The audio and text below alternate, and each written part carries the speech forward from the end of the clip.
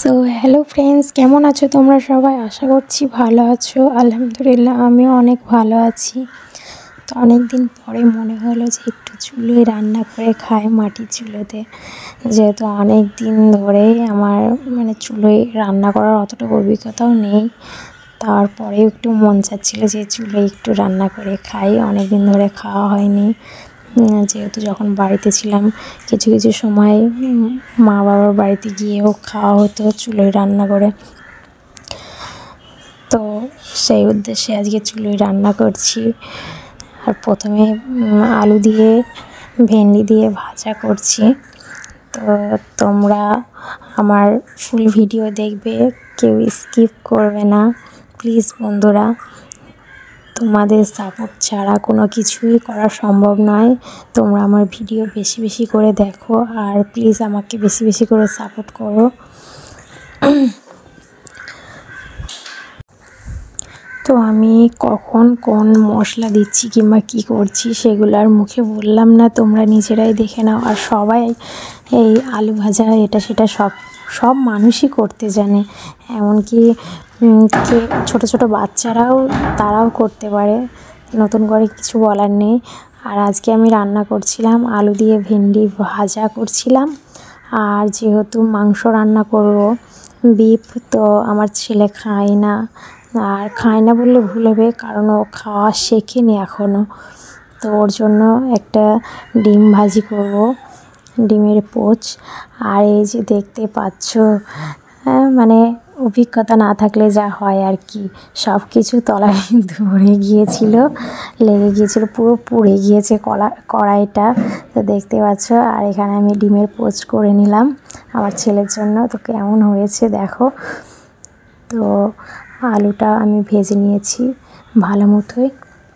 এরপর কড়াইটা তো আমাকে ভালো করে ওয়াশ করতে হবে, সেই জন্য আমি বেসিনে দিয়ে দিলাম। আর কি সুন্দর ধোঁয়া ধোঁয়া হয়ে গেছে দেখো, জল পড়তেই ধোঁয়া উঠেছে। আর এখানে আমি অগ্রিম বিফ সিদ্ধ করে নিয়েছি। আর এখানে কচুটা যেহেতু সেদ্ধ হতে একটু লেট হয়, তো সেই জন্য আমি ওর ভিতরে দিয়ে দিয়েছিলাম একসাথে সিদ্ধ করতে প্রেশার কুকারে। আর সিদ্ধটা আমি গ্যাসেই করেছিলাম, যেহেতু আমার গ্যাস আছে। তারপরে আমার ইচ্ছা হয়েছিল যে একটু বাটা মশলা দিয়ে ঘরোয়া স্টাইলে একটু চিকেন বলছি, সরি, বিফ রান্না করে খায় আর কি। সব কিছুই রান্না করি আজকে উনুনে। তো সেই ভেবেই আমার রান্না করতে আসা, আর যেমন ভাবা তেমন কাজ। তো আমি রান্না করতে লেগে পড়েছি। আর যা বড় বড় আমি ভিডিও বানিয়েছিলাম সেগুলো তো আর তোমরা কেউ দেখবে না, সেই জন্য আমি কেটে কুটে বাদ দিয়ে আর একটু ভিডিও স্পিড বাড়িয়ে দিয়ে আমি তোমাদেরকে শেয়ার করছি। দেখতে পাচ্ছ উনুনটা কিন্তু ভালোই জ্বলছিল, খুব একটা খারাপ না। আর আগে আমি আমার বরকে বলেছিলাম যে আমার জন্য কিছু সেন্টারিং কাঠের টুকরো নিয়ে আসবে। তো আমার খুব ইচ্ছা করছে উনুনে রান্না করে খাওয়ার জন্য, নিয়ে এসে দিয়েছিল ও। এবার আমি মশলা করে নিচ্ছিলাম বিফ রান্নার জন্য। তো তোমরা দেখতে থাকো, ফুল ভিডিও দেখবে। আর কি সুন্দর তেল ছেড়ে এসছে দেখতেই পাচ্ছ। তো আমার মশলা পুরোপুরি কষানো হয়ে গেছে, খুব সুন্দর লাগছিল। যখনই দেখবে যে তেল ছেড়ে এসছে মশলা থেকে, তো তখনই জানবে যে তোমার মশলা পুরোপুরি রেডি রান্না করার জন্য। এবার আমি সব বিফগুলো ঢেলে দিলাম কড়াইয়ের ভিতরে আর ভালো করে কষিয়ে নিচ্ছি। আবারও যত সুন্দর কষানো হবে রান্না, তত তার টেস্ট বেশি। আর যেহেতু আজ আমি সব কিছু পেস্ট করেছিলাম, যেমন জিরে, শুকনো লঙ্কা, কাঁচা লঙ্কা, টমেটো, ধনে পাতা, আর হচ্ছে এলাচ, লবঙ্গ, দারচিনি, সব কিছুই আমি পেস্ট করে নিয়েছিলাম আজকে। যেহেতু আমার এখানে পেস্ট করা কোনো কিছুই নেই, তো কি করব, সাইডের রুমে ওদের মিক্সার থেকে আমি পেস্ট করে নিয়ে এসেছি সব কিছু মশলা। আর এখানে তো আমার কোনো অসুবিধা নেই, কারণ সবাই আমাকে যথেষ্ট ভালোবাসে। পাশের রুমে ওদের সাথে আমার ভালো বন্ডিং আছে, তো এই নিয়ে আমার কোনো অসুবিধা হয় না। ওদের যা কিছু দরকার হয় ওরা আমার কাছ থেকে নেয়, আমার যেগুলো দরকার হয় আমি সেগুলো ওদের কাছ থেকে নিই। ওরা হিন্দু, তবুও কোনো প্রবলেম নেই, যে যার খাবার খাবে, এতে কার কোনো সমস্যা এখানে নেই। ওদেরকে আমি নিমন্ত্রণ করেছিলাম, ওরা আমাদের বাড়িতে এসেছিলো, খাওয়া দাওয়া করেছিল। আমিও ওদের বাড়িতে মাঝে সাঝে খাওয়া হয়, কিছু না কিছু খাওয়া হয়। তেমনভাবে এখনও কোনো দিন খাইনি সবাই মিলে, কিন্তু হ্যাঁ, আমি প্রায় দিনই ওদের ঘরে সব কিছু খাবারই টেস্ট করি।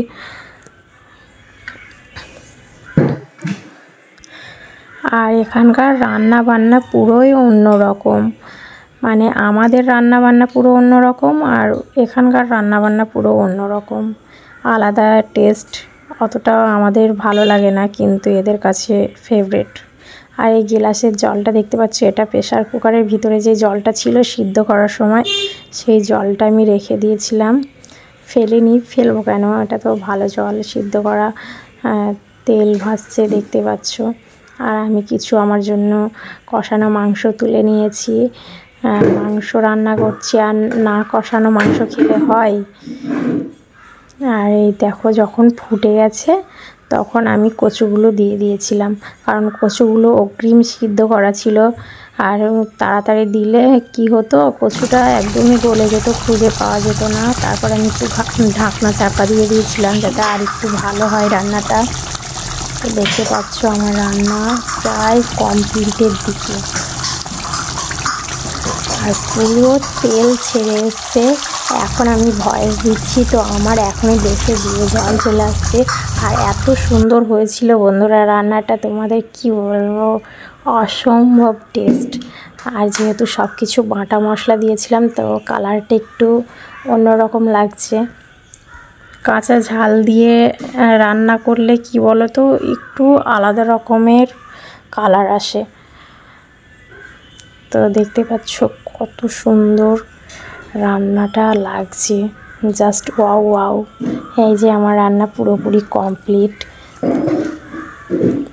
আর তোমাদের যদি ভিডিওটা ভালো লেগে থাকে, তো please like, comment, share and subscribe করতে ভুলবে না। যারা যারা এখনও পর্যন্ত সাবস্ক্রাইব করোনি আমার চ্যানেলটা, প্লিজ সাবস্ক্রাইব করে নিও। আর সবাই বেশি বেশি করে আমাদের লং ভিডিওগুলো দেখার চেষ্টা করো। তো ওকে বন্ধুরা, bye bye, love you all.